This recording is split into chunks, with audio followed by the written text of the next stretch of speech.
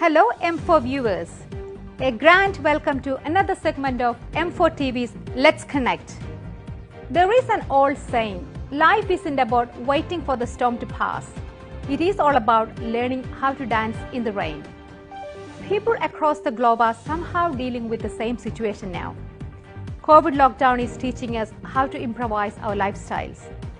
In Let's Connect today, we are connecting with a very special person. He is an accomplished academic, diplomat, and a global leader in public health.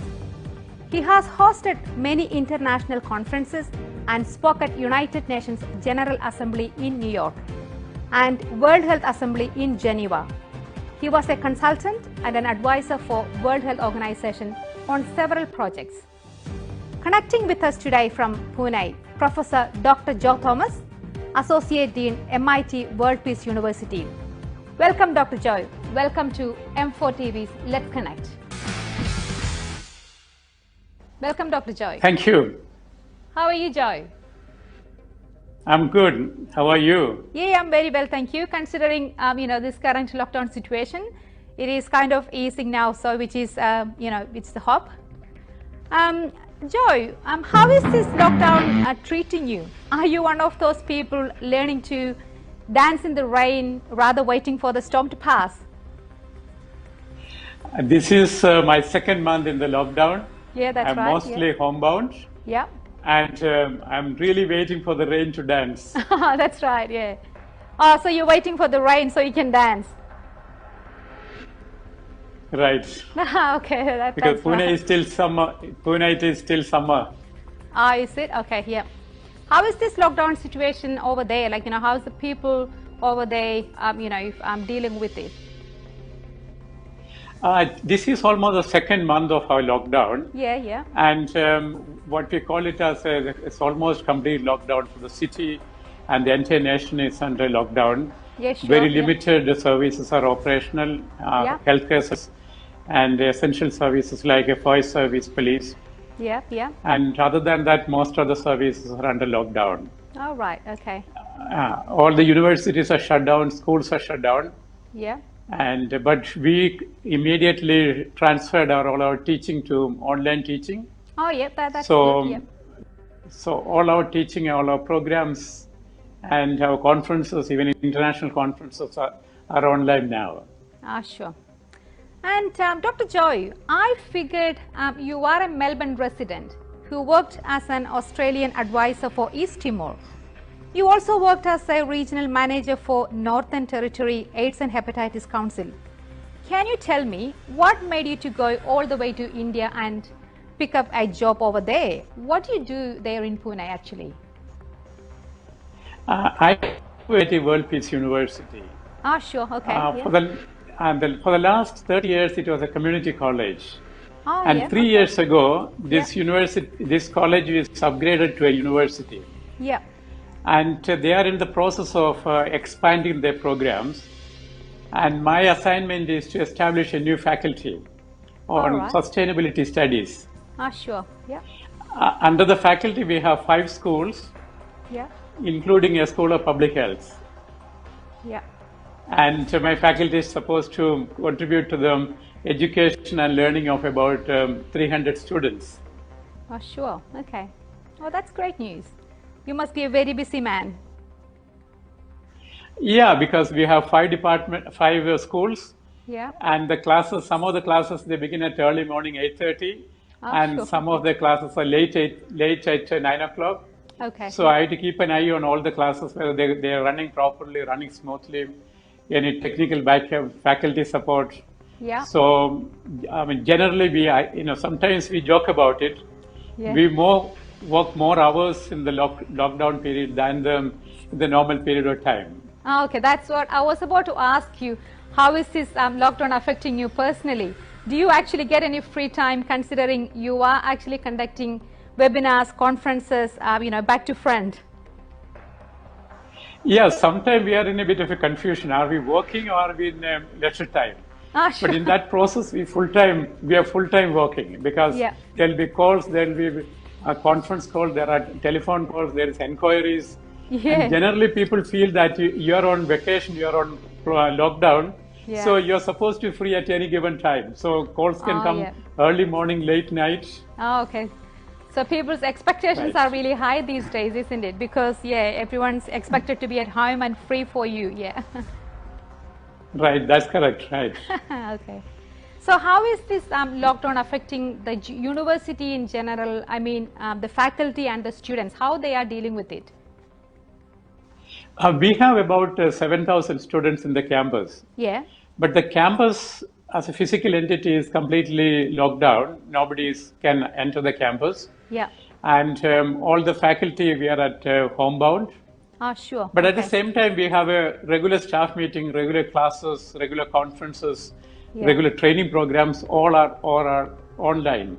Okay. And one of the surprising thing is that this transition from a physical classes to online classes is just happened probably within a week. Within 3-4 days, we managed to figure out how to do the entire That's program really online. great. Like, probably you've got a, really good technology support system. We have a technology support system. Entire IT team is actually they're working 24/7. Yeah, yeah. I think that's the same situation in, just around the globe. All the IT companies and the, technical support people are really feeling the crunch. Right, that's correct. Yeah. And how effective you think it's the distant learning for the students, the university students? I believe probably most of the students are from the metro region. Because of the lockdown, so many students have to go home, like where they live in the villages. How they are really effectively using your distant learning facility? As I mentioned earlier, my students are coming from all over the country. Some are coming from down south, some are from the north, and some are coming from the northeast Manipur. Yeah. So the internet access varies from city to city, and in the villages, the internet is not that strong, particularly high-speed internet access. Yeah, that's what I was thinking So, when I asked you. Yeah. Yeah. And we didn't had time to do this assessment about the students' variable access to internet. But almost overnight, we said, tomorrow onwards, all your classes will be online. Sure. And then what we noticed that the students from the villages, their access to internet is quite often not through broadband. It's through the mobile phone internet access. Right. And you know that is not very strong to do a video conferencing to conduct the classes. Yeah. So we do a kind of a hybrid of sometime it is a teleconference, sometimes it's a video conferences, and some students are attending through the videos and some are through their mobile phones. So there's a mix of many things. Sure. And this also led to many of the very unexpected issues and challenges. Yeah. Do you have any for example, challenges you want to share with us? I can tell you some of the interesting stories how evolved out of it. Yeah. See, one of the students who is in the village and his internet access through the mobile phone range is little patchy in his home. So what he did is that he just moved out. He went to his the paddy field, and he put a chair and a table under a tree, and he was attending the classes. Sure. And to get a good coverage, good mobile phone coverage. Yeah. And guess what? One of the police officers, because the villages also they're enforcing the lockdown. Yeah. So the police officer saw that somebody sitting in the village in the paddy field. Yeah. He went and picked him up. He's in front of all of us, and saying that you're not supposed to sit here. You're supposed to go home. And then they started telling us you are not supposed to run classes because there's a shutdown. How can you do this? So we tried to explain him. All of us are sitting in our home and we're doing it. Then he said I should write a letter to the district commissioner explaining this to release him. So immediately I wrote a letter, sent it to the WhatsApp to release him. So we had such a laugh, but rightly worried about it because the Indian police force, they can be sometimes little unkind to the people whom they pick up. So that is sort of worry. Yep. Yeah. But anyway, things went on smoothly. He was released. Yeah. So this is one of the standard joke among our students. We talk about, be careful who is the next one will be picked up. So do your classes sitting at home and attend the classes. Okay. Thank you. So your student actually had to go to the police station? Yes, right. For questioning. Okay. Oh, that was a challenge. It was. And all of us slightly worried about it because many reasons. Dr. Joy, as an international public health leader, you have a very extensive travel experience, and you have traveled across more than 60 countries. And tell me which country or city you personally likes the most. Of course, it's Melbourne. Oh, is it? Oh, that's really good to know. Thank you. And I'm looking forward to come back to the Faulkner Park and taking a walk. Ah, sure. Okay, yeah. Taking your dog for a walk, yeah? Right. Oh, that's beautiful. Yeah. So it's getting a little bit cold this week here, but anyway, hope we are getting into the winter season. So that's expected, isn't it?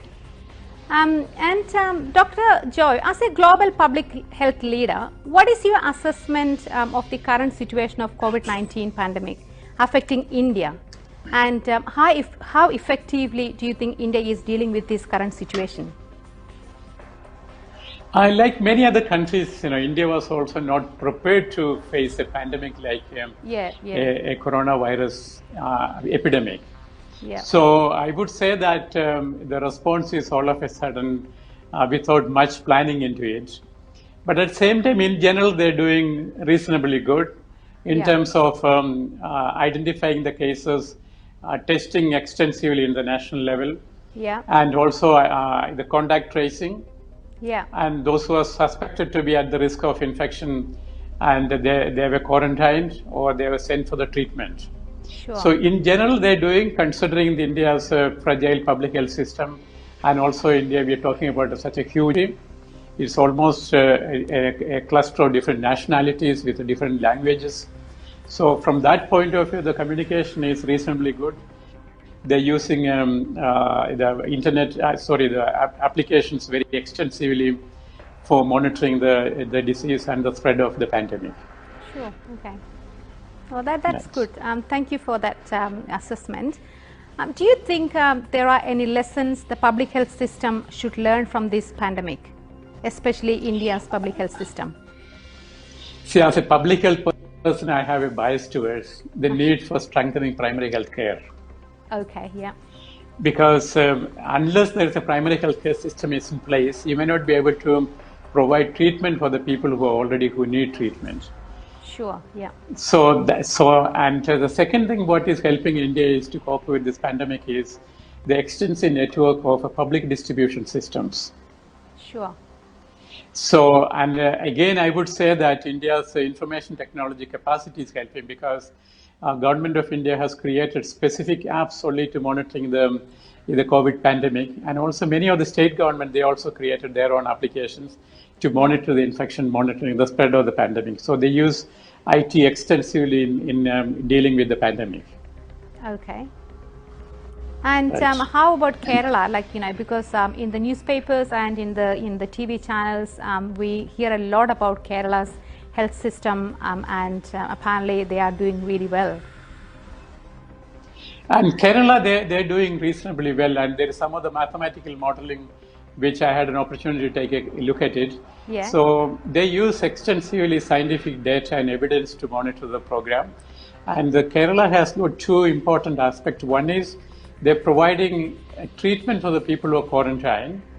Sure. And also there is a very strong social support program. Okay. And the mitigation program is targeted to the economic consequences of the pandemic.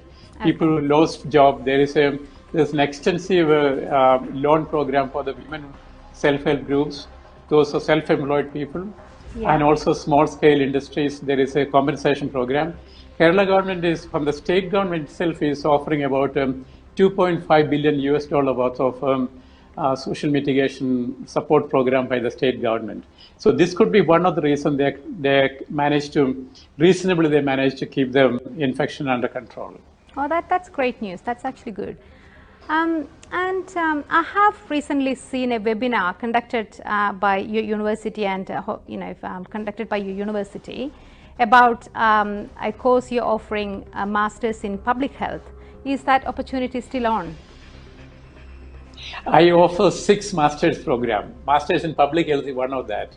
As part of the promotion nowadays, the students who applied, we organize webinar for them. What you saw is a webinar directly targeted towards the students who applied for the Masters in Public Health. Yes, Of course, the classes will begin only in August. Yeah. Most welcome. If anybody is interested in doing a Masters in Public Health, you know where to go. There you go. Dear viewers, you've heard that. Here comes an opportunity for you all. If anyone's got the right qualification for that, do you know when you want to do a Masters in Public Health, whom to contact? Thank you, Joe, for that. And Thank I you. think we're just going to finish here. And thank you so much for your precious time connecting with M4 viewers today. And you're always welcome to come to our studio when you visit Melbourne next time. And thank you. You have a very good day. Thank you. Thank you for inviting me. Good day.